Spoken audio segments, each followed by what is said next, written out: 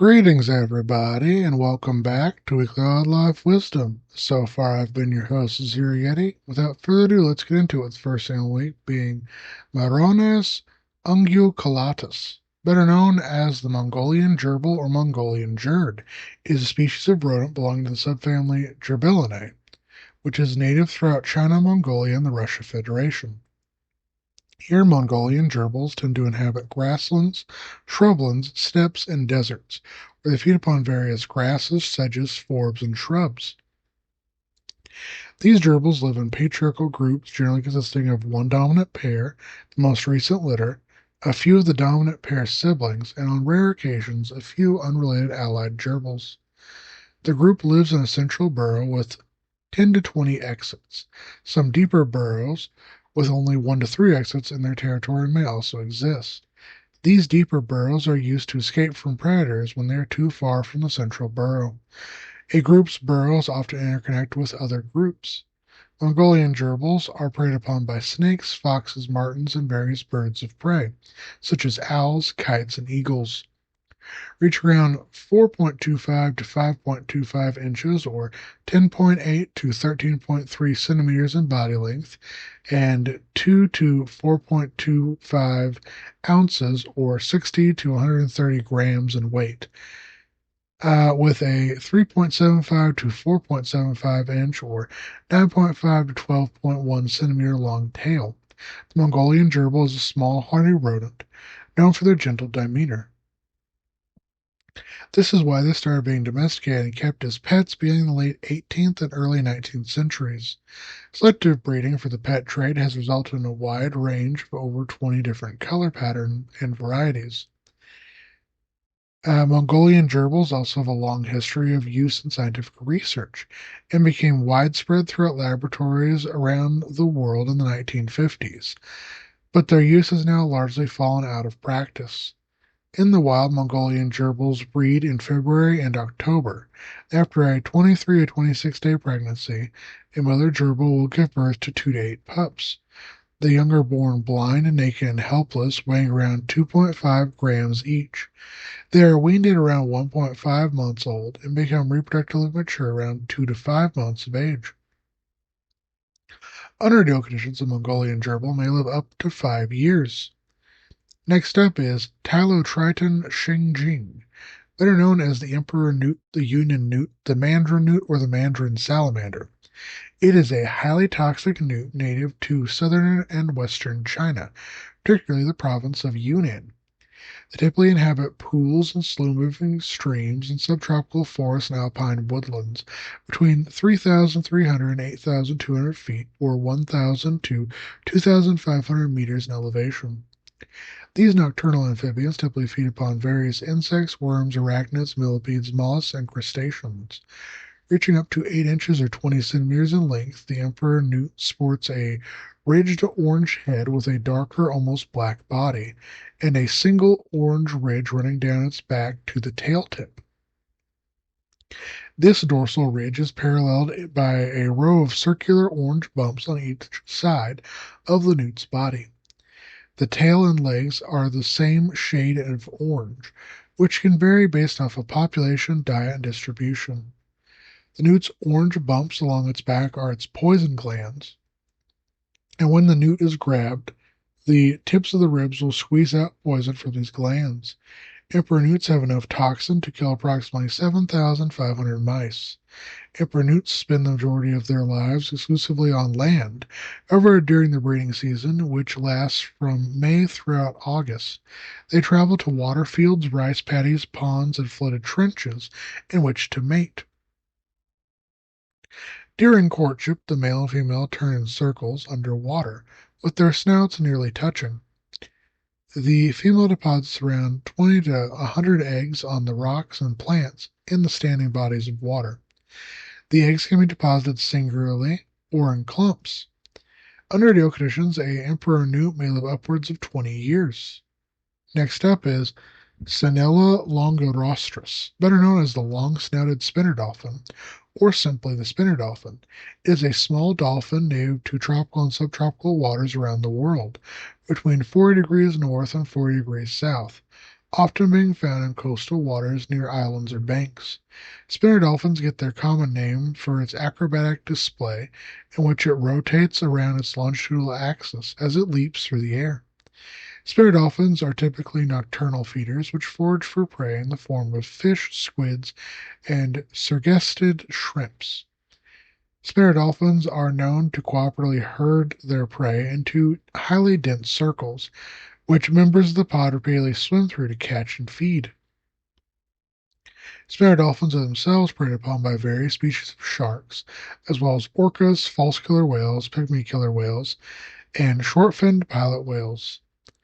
Reach around 4.23 to 7.71 feet, or 129 to 235 centimeters in length, and around 50.7 to 174.2 pounds, or 23 to 79 kilograms in weight. The spinner dolphin is a small cetacean with elongated rostrum and a triangular or subtriangular dorsal fin.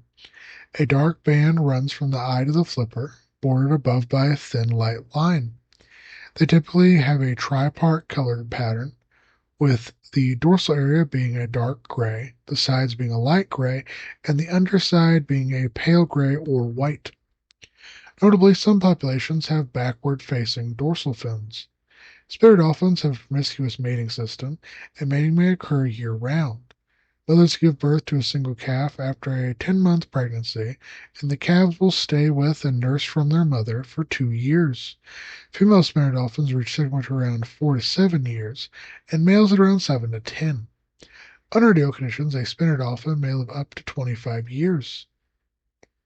Next up, we have Melopsittacus undulatus, better known as the budgerigar, the common parakeet, the shell parakeet, or the budgie. It is a species of small, long-tailed seed-eating parrot native to Australia. Budgerigars are nomadic and live in flocks of anywhere from 3 to 100 birds. These flocks move on from site to site as environmental conditions change. They show signs of affection to their flock mates by preening and feeding one another. During times of particular abundance and nice weather, individual flocks may gather together and form a group upwards of 1,000 strong. Budgerigars inhabit both coastal and inland Australia, where they can be found in shrublands, deserts, woodlands, rainforests, coastlines, and grasslands. Budgerigars are herbivores and feed primarily upon grains and seeds of various types of grasses, as well as the occasional fruit or nut. Due to the low moisture content of their food, they are highly dependent on fresh water sources. Reaching on average of 7 inches or 18 centimeters long and 1.1 to 1.4 ounces or 30 to 40 grams in weight, with a 12-inch or 30 centimeter long wingspan.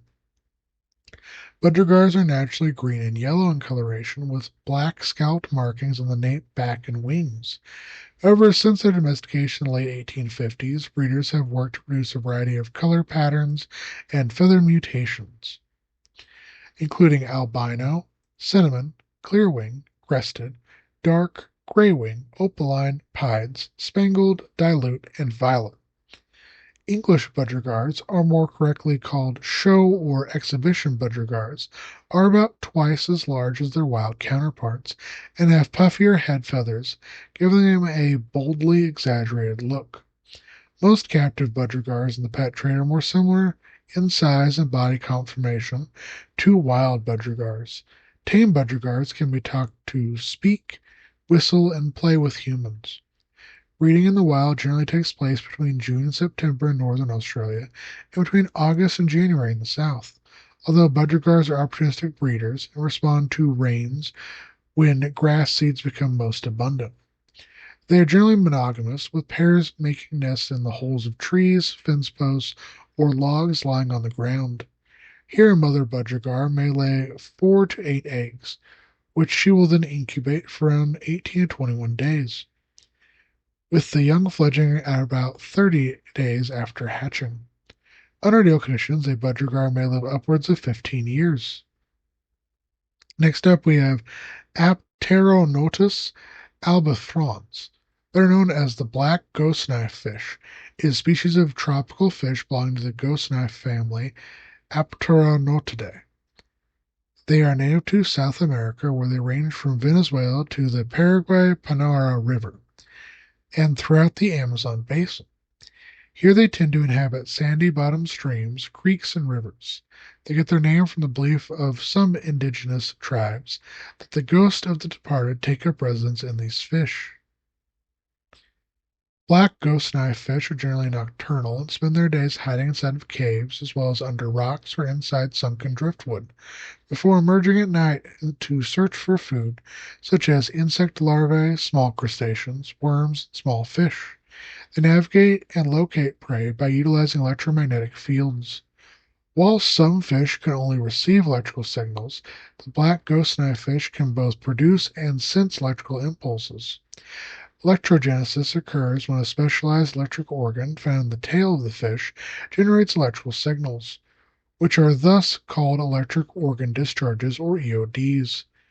Then, for these EODs to be sensed by the fish, electroreception occurs when groups of sensory cells embedded in the skin, known as electroreceptor organs, detect the electrical change. The fish can also use a mechanosensory lateral line system, which detects water disturbances created by the motion of the fish's body. Therefore, the black ghost knife fish uses an active and passive electrosystem, each with its own corresponding receptor organs. Reaching up to 20 inches or 50 centimeters in length, the black knife ghost fish is all black except for two white rings on its tail and a white blaze on its nose, which can occasionally extend into a stripe down its back. It moves mainly by undulating a long fin on its underside. Little is known about its breeding habits, and under ideal conditions, a black ghost knife fish may live up to 15 years. Next up is Bipes biporus, better known as the Mexican mole lizard or five-toed worm lizard. It is a species of amphisbaenian lizard in the family Bipedidae, and one of three species of amphisbaenians that have legs. It is found in the states of Baja California Sur, Guerrero, and Chiapas. In Mexico, where they tend to inhabit deserts and dry shrublands. Like all other amphisbaenians, the Mexican mole lizard is a burrowing species that only surfaces at night or after heavy rain. These subterranean reptiles are opportunistic generalist carnivores, which eat ants, termites, other ground-dwelling insects, larvae, earthworms, and small vertebrates, including other lizards. It usually pulls its prey underground from the surface to start its meal. Measure around 7.1 to 9.4 inches or 18 to 20 centimeters in length and around 0.24 to 0.28 inches or 6 to 8 millimeters in width. The Mexican mole lizard is pink and its skin is closely segmented to give a corrugated appearance similar to earthworms. Its underground movement is by peristalsis of the segments. Its blunt head allows it to burrow into sandy soils efficiently, and its forelimbs are short, strong, and paddle-like, whilst the hind legs are absent, only having vestigial bones. The tail is autonomous without any regeneration. Due to sacrifice the development of its ear to prevent it to dig more efficiently, the Mexican mole lizard has evolved to have its skin transmit vibrations to its cochlea. Mexican mole lizard breeds underground during the summer. It is oviparous, with females laying 1 to 4 eggs. The eggs hatch after 2 months, and the juveniles tend to be pink and then turn white as they grow. Under ideal conditions, a Mexican mole lizard will live upwards of 3 years. And our extinct animal week is Gavialimimus. It is an extinct genus of Plioplatycarpine mosasaur, which swam the seas around what is now North Africa during the Maastrichtian age of the late Cretaceous, some 72 to 66 million years ago.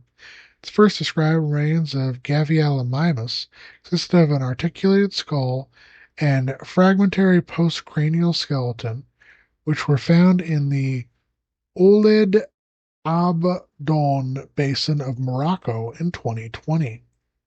This holotype specimen was described and named by Strong and colleagues in 2020 as Gavialimimus alamgurimensis.